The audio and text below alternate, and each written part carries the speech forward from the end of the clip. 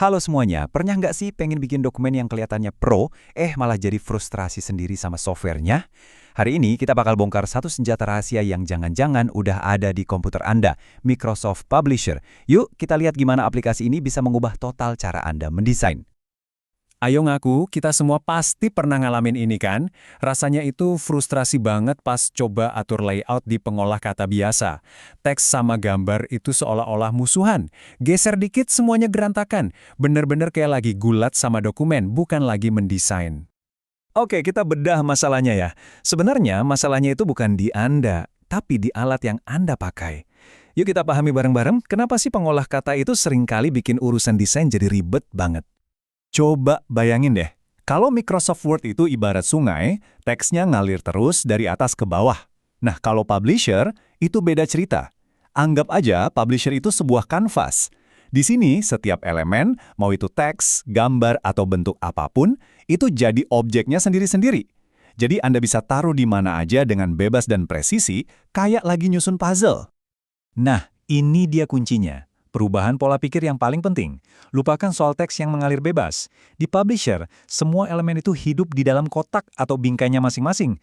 Ada kotak buat teks, ada kotak buat gambar. Jadi Anda bisa pindahin, ubah ukurannya, tumpuk-tumpuk, semuanya secara terpisah. Inilah yang ngasih Anda kendali penuh. Oke, masalahnya udah jelas. Terus solusinya apa dong? Nah, sekarang kita masuk ke bagian serunya. Kita bakal bahas beberapa fitur andalan di Publisher yang saya sebut senjata rahasia. Ini bukan cuma fitur teknis biasa, tapi lebih kayak kekuatan super buat ngebantu kreativitas Anda. Pernah kan pusing harus copy paste logo di tiap halaman biar konsisten? Nah, disinilah Master Page beraksi.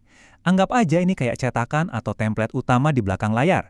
Apapun yang Anda taruh di master page, logo, nomor halaman, footer, bakal otomatis muncul di semua halaman yang Anda mau. Dan kerennya lagi, kalau Anda mau ganti logo, cukup ganti di master page. Dan, boom, logo di semua halaman bakal ikut berubah otomatis. Ini bukan cuma soal hemat waktu ya, tapi ini soal memastikan brand Anda kelihatan konsisten dan profesional di seluruh dokumen, tanpa pusing-pusing lagi.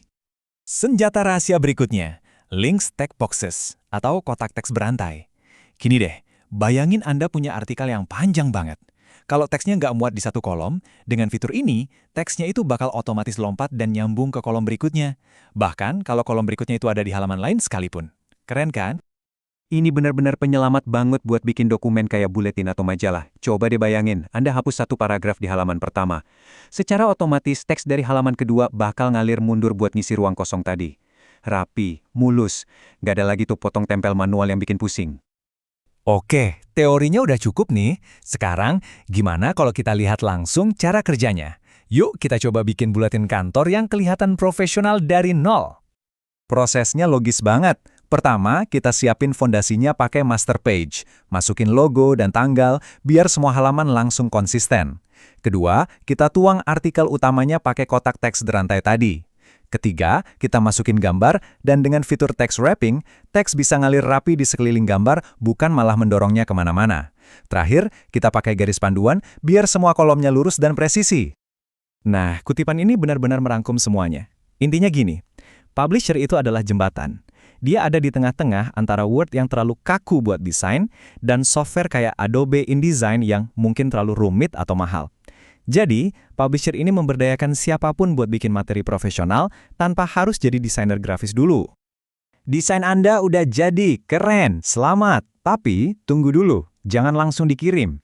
Pekerjaan kita belum selesai.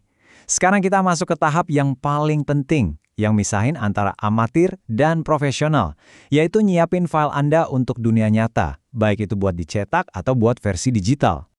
Anggap aja desain checker ini kayak jaring pengaman Anda. Sebelum kirim file ke percetakan atau ke atasan, alat ini bakal nge-scan seluruh dokumen dan ngasih tahu kalau ada potensi masalah. Wah, ini udah kayak punya asisten editor pribadi loh. Terus apa aja sih yang dia cari? Biasanya ada 3 hal utama. Pertama, teks yang nggak muat sampai kepotong. Kedua, gambar yang resolusinya kekecilan, yang nanti kalau dicetak bakal pecah atau buram. Dan ketiga, elemen-elemen desain yang letaknya terlalu mepet ke pinggir halaman. Ini langkah simpel, tapi bisa nyelamatin Anda dari kesalahan fatal. Pernah lihat brosur yang gambarnya itu penuh dari ujung ke ujung kertas? Nah, buat dapat hasil kayak gitu, kita butuh yang namanya bleed. Gampangnya, bleed ini adalah area lebihan di luar garis potong halaman. Jadi, Anda sengaja desain gambar atau warnanya sampai ke area lebihan ini. Nanti, pas dicetak dan dipotong, nggak akan ada sisa garis putih aneh di pinggirnya. Hasilnya, sempurna. Nah, yang terakhir, ini contekan praktis buat Anda. Kalau mau kirim ke percetakan profesional, pilih PDF kualitas cetak. Buat dikirim lewat email atau diupload ke web, pilih PDF ukuran minimum biar enteng. Dan yang paling penting, jangan lupa selalu simpan file aslinya dalam format .pub. Anggap aja itu master filenya. Tabel ini berguna banget, jadi inget-inget ya pas mau ekspor proyek nanti. Jadi, sekarang Anda nggak perlu lagi berkelahi sama dokumen. Anda udah punya kendali, alat, dan pengetahuan buat bikin materi yang kelihatan jauh lebih profesional dan efektif. Pertanyaannya sekarang, proyek apa nih yang bakal Anda buat pertama kali? Buletin baru, brosur, atau mungkin kartu nama? Selamat mencoba ya!